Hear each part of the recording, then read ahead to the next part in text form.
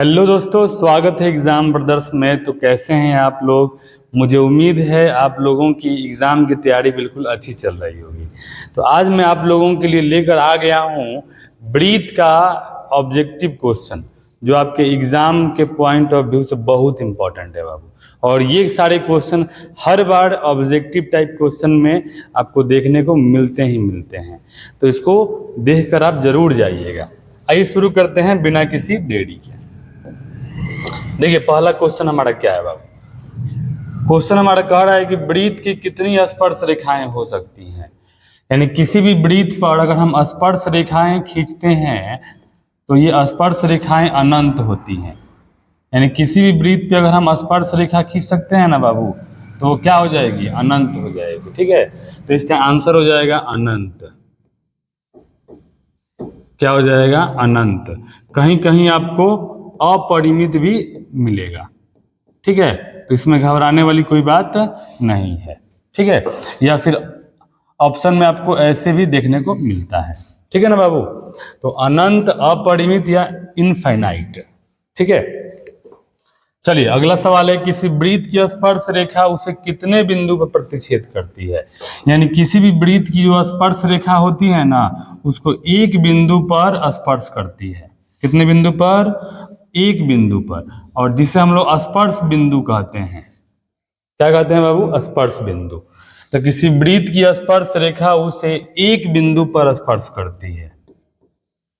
कितने बिंदु पर? एक बिंदु पर, जिसे हम लोग स्पर्श बिंदु कहते हैं। अगला सवाल है हमारा कि ब्रीथ को दो बिंदुओं पर प्रतिच्छेद करने वाली रेखा को क्या कहते हैं। अगर मान लीजिए कोई अगर रेखा जो है ब्रीथ को दो बिंदुओं पर ऐसे प्रतिच्छेद करती है, तो इस रेखा को हम लोग बोलते हैं छेदक रेखा। क्या बोलते हैं? छेदक रेखा बाबू। तो ब्रीथ को दो बिंदुओं पर प्रतिच्छेद करने वाली रेखा को हम लोग क्या बोलते हैं? छेदक रेखा या सेकेंड बोलते हैं बाबू। क्लियर? अगला सवाल है कि एक ब्रीथ की कितनी समानांतर स्पर्श रेखाएं हो सकती हैं। यहाँ समानांतर स्पर्श रेखाओं के बारे में बोल रहा है जी। तो ये ब्रीथ हो गया, ये एक स्पर्श रेखा और ये दूसरी स्पर्श रेखा। तो समानांतर स्पर्श रेखा दो ही हो सकती है, या तो ऐसे हो जाएगी और नहीं तो साइड साइड से हो जाएगी बाबू। ऐसे देखिए, समानांतर स्पर्श रेखा दो ही होती है। तो एक ब्रीथ की दो समानांतर स्पर्श रेखाएं हो सकती हैं। क्या हो जाएगा आंसर? दो हो जाएगा। दो समानांतर स्पर्श रेखाएं हो सकती हैं।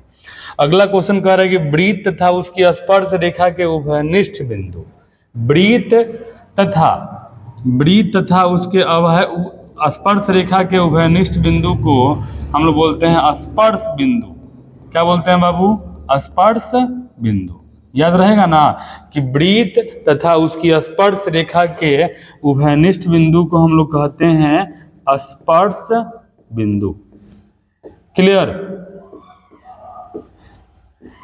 यानी स्पर्श रेखा ब्रीथ के जिस बिंदु को छूती है उसे हम लोग स्पर्श बिंदु कहते हैं। चलिए अगले क्वेश्चन पे आते हैं।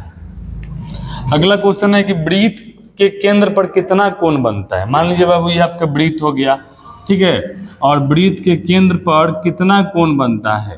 तो अगर एक राउंड घूम जाएगा तो कितना कोण बनाता है बाबू? 360 डिग्री। तो ये आपका आंसर हो जाएगा 360 डिग्री। ठीक है ना? अगर रेडियन में दिया रहेगा तो 2 pi radian. 2 pi radian. Clear है? चलिए अगला क्वेश्चन है कि अर्ध ब्रीथ के केंद्र पर कितना कोण बनता है। अर्ध ब्रीथ का मतलब आधा ब्रीथ। अगर पूरे ब्रीथ बन रहा है 360 डिग्री, तो आधे ब्रीथ पे कोण कितना बनेगा? 180 डिग्री। यानी अर्ध ब्रीथ के केंद्र पर जो कोण बनता है वो हमारा बन जाएगा 180 डिग्री। अगर रेडियन में बनेगा तो कितना हो जाएगा? Pi radian. Pi radian. Clear है? चलिए अर्धवृत्त का कोण होता है, देखिए अर्धवृत्त का कोण होता है बाबू 90 डिग्री। क्या होता है? 90 डिग्री। अब ये कैसे होता है तो आप यहाँ देख सकते हैं, ये आपका हो जाएगा अर्धवृत्त। और अर्धवृत्त से अगर हम कहीं भी अगर ऐसे मिलाएंगे तो ये जो एंगल बनता है ना बाबू, ये आपका बनता है 90 डिग्री। कहीं भी आप मिला लीजिए, इधर भी अगर आप मिलाएंगे तब भी ये एंगल कितना बनेगा? 90 डिग्री। अगर इधर से भी अगर आप मिलाएंगे तो ये एंगल कितना बनेगा? 90 डिग्री। तो इसी को कहा जाता है अर्धवृत्त का कोण। अर्धवृत्त का कोण कितना होता है 90 डिग्री, और 90 डिग्री को रेडियन में हम लोग क्या बोलते हैं बाबू, π/2 रेडियन, π/2 रेडियन। क्लियर है। अब जो कर एक वृत्त, किसी वृत्त पर बाह्य बिंदु से खींची गई स्पर्श रेखाओं की संख्या होती है। आपको मैंने ये पहले ही बताया है कि अगर किसी वृत्त पर बाह्य बिंदु यानी बाहरी बिंदु से 2 ही स्पर्श रेखा खींची जा सकती है, और दोनों स्पर्श रेखा की लंबाई क्या होती है, समान होती है। अगर ये लंबाई 10 cm है तो ये लंबाई भी बताइए बाबू क्या हो जाएगी 10 cm। तो दोनों देखिए वृत्त के किसी बाहरी बिंदु से यानी किसी बाहरी बिंदु से वृत्त पर खींची गई स्पर्श रेखाओं की लंबाइयां समान होती हैं, और बाहरी बिंदु से 2 ही स्पर्श रेखा खींची जा सकती है। तो इसका आंसर हो जाएगा 2। वृत्त की सबसे बड़ी जीवा को क्या बोलते हैं? सबसे बड़ी जीवा के बारे में अगर हम बात करें, देखिए सबसे बड़ी जीवा वो होती है जो वृत्त को 2 बराबर भागों में बांटती है, और इसे हम लोग बोलते हैं व्यास। क्या बोलते हैं बाबू? व्यास। तो वृत्त की सबसे बड़ी जीवा क्या होती है? तो आपका ये हो जाएगा व्यास, यानी डायामीटर। क्या होगा बाबू? डायामीटर। तो ये सारे जो क्वेश्चन है आपके एग्जाम के पॉइंट ऑफ व्यू से बहुत इंपॉर्टेंट है। इस बार के एग्जाम में ये क्वेश्चन आपको देखने को मिलेगा।